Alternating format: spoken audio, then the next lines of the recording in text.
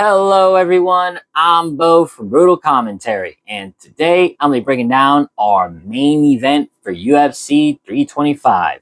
In our main event, the now two-time featherweight champion, and my opinion, the greatest featherweight of all time, Alexander the Great Volkanovski, will be making his first defense of his second reign against the man he beat to regain the crown, the berserker of featherweight, Diego Lopes. So obviously this is a rematch. These two fought last April at UFC 314, where Volkanovski recaptured the vacant belt via unanimous decision in a performance that showed simply what makes Volkanovski so great: fight IQ, patience, precision, and just championship craft.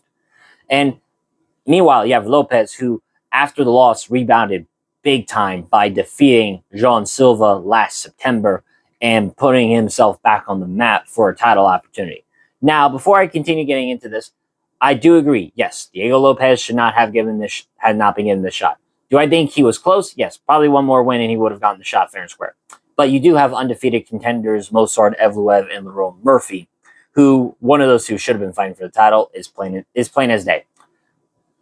That said, of course, I'm always going to be invested in the matchup because, Volkanovski, I don't think has much time left. He is 37. Diego Lopes is always fun. He's exciting. He is one of the most dangerous featherweights right now, and still a high level operator.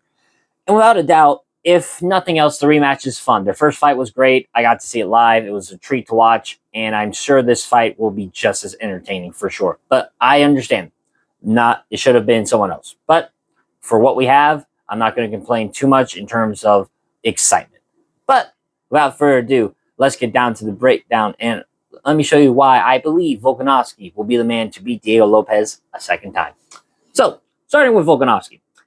Yeah, I mean, he's easily one of the most complete featherweights in UFC history. The two-time champion, multiple title defenses. He's close to tying Jose Aldo for the most featherweight title wins in UFC history, and has just such a good mix of relentless volume striking, smart range control, and seasoned clutch grappling. In their first fight, you saw Volkanovski outlanded Lopes significantly, both overall and in significant strikes, and by a large margin. Statistically, Volk lands about 6.18 significant strikes per minute, with roughly 56% accuracy. Blending jabs, low leg kicks, and combinations with sharp footwork while absorbing fewer than his opponents.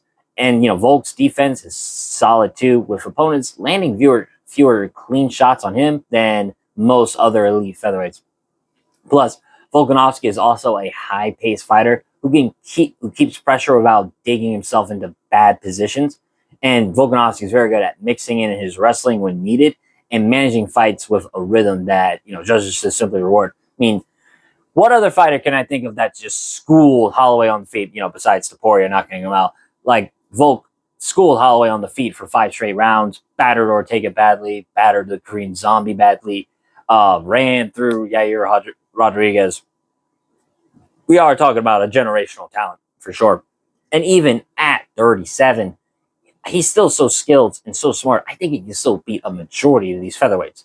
Of course, there's just a big question for him at this stage. When does Father Time take it all from him? We thought it was going to happen after coming back from back-to-back KO losses, but Volkanovski regained some of his prime in order to capture the belt. But like I said, 37, that's old for featherweight, and he could be old overnight when it comes to that. But for all intents and purposes, we're just going to assume that Volkanovski is at his best, and still one of just the most cerebral fighters we have ever seen. Now, for Diego Lopes, he brings just pure violence and explosiveness. He is a heavy striker with finishing abilities, both on the feet and in grappling, boasting impressive submissions, knockouts, and just unpredictable power. Lopes is one of the hardest hitting featherweights, I think, in the division. And, you saw in their first fight that Lopes dropped Volkanovski once in the second round and hurt Volkanovski multiple times in the fourth, showing that, Lopes has the power to hurt any elite fighter, and his submission skills give him a different threat at profile than just the striking. It's simply is this.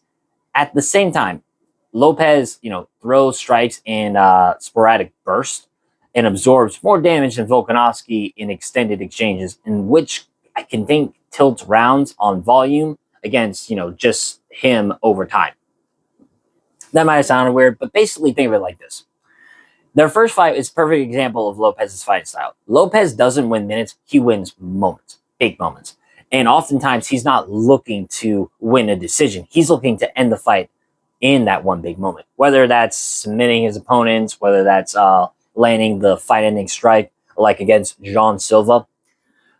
Meanwhile, Volkanovski wins minutes via just being the fighter in control. And I think that volume and control are going to tilt rounds in Volk's favor rather than Lopes having one or two big moments around if he can't get Volkanovski out of there. Now, just looking at how their styles clash. Pace and volume is a big thing. Volk's calling card is his relentless output. In their first meeting, he outworked Lopes by nearly a 2.5 in significant strikes landed, a telltale stat that often decides rounds in 5-round championship fights. As Volk's jab kept Lopes honest, his low kicks disrupted Lopez's stance, and his combinations built constant pressure rather than sporadic bursts. And this puts Lopes in a position of having to land a singular big shot rather than maintaining sustained offense. I mean, you look at Lopez's offense, right? His grappling is very technical. It's very elite too. But his striking is very basic. It's mostly hooks, uppercuts, overhands. He doesn't fire too many I take back. He does throw combinations, but again, it's mostly the arcing punches, hooks, uppercuts, etc. He can throw them fast, he can throw them at burst, but he doesn't sustain long combinations. Then you look at the range and defense. While Lopes is taller and slightly longer, Volkanovski's footwork and angles allow him to control exchanges, get in and out of range effectively, and avoid prolonged punishment. In contrast, Lopes absorbs more per minute and has a lower striking defense percentage, meaning when Volk's combinations are flowing, Lopes does tend to take more clean shots. That being said, I said it once in my post-fight show for UFC Noche last September. I think Lopes has the best chin of all active featherweights. I mean, Volk in their first fight was literally punching through his chin and did nothing. And you look at Jean Silva, who's one of the hardest hitting featherweights in the division. I mean, his strikes did not hurt Lopes whatsoever. Now, he stumbled him a little bit, but I tell you what, man, that Lopes chin is fucking granite. So he's willing to take clean shots in order to return his own. Then you look at the grappling and the transmissions. Volk isn't one-dimensional in just being a striker. He can mix wrestling and takedowns. I mean, this guy in the first Makhachev fight was able to take Islam down and gain top control and relatively avoid any too dangerous grappling positions, like never really too much in danger of getting submitted. And that threat can keep opponents wary and open up striking lanes. Lopes is capable off his back, especially with submissions, and his mount specifically is very dangerous. You saw with Jean Silva. But I think Volk is going to do what he did in the first fight, shoot takedowns, not so much to land, but just to get contact, close distance, and stop any momentum Lopes is trying to build. As I don't think Volk is going to want to stay on the ground with Lopes for too long, as similar to him fighting Brian Ortega. I think Volk is going to want to just keep this fight on the feet. Again, use his grappling more so to defend himself and get up rather than any prolonged exposure on the ground. Being said, his ground and pound is nasty. Volk has some of the best in the division for sure. Very good at standing up and diving down with his punches, elbows. He'll beat the shit out of you from top control. And finally, you look at championship rounds. In championship fights, sustained output and controlled pacing often outweighs highlight moments. And in their first fight, Volk consistently banked rounds even while Lopes had moments of success. And that's a fight philosophy that leans itself on consistency. A huge advantage for someone with Volk's stamina and fight IQ. So, seeing how this overall plays out, I am going to pick Volkanovski to win the rematch, and I'm going to pick him via decision once again. I don't think he can finish Lopes. Like I said, Lopes has a chin of granite. I don't think he's knocking him out. Now, is there a chance for Lopes to win? Yes. We saw he can hurt Volk in the first fight. We saw him drop him. And if Lopes has learned from his mistakes, fights a bit smarter, I think he can pressure Volk better, cut off the ring better, and land the fight-ending sequences, as he does have the power to shut Volkanovski's lights out. And we've seen, Volkanovski's chin is not the same. Now, he did well to survive the big shots, but again, I think if he takes one too many of the Lopes burst, I think he will get knocked out. But I think Volkanovski, he only gets better seemingly in rematches. Again, Hachev fight, there were some circumstances that kind of messed Volk up, 2 weeks notice and all that. But typically speaking, in rematches, Volk does extremely well.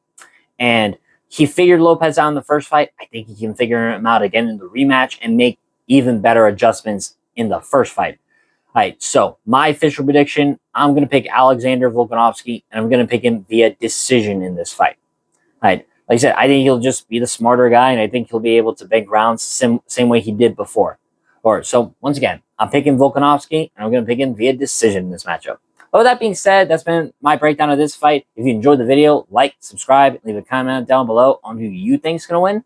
But until then, I've been Bo from Brutal Commentary. I thank you all for listening. And remember, stay calm, stay respectful, and enjoy the violence. I'll see y'all next time.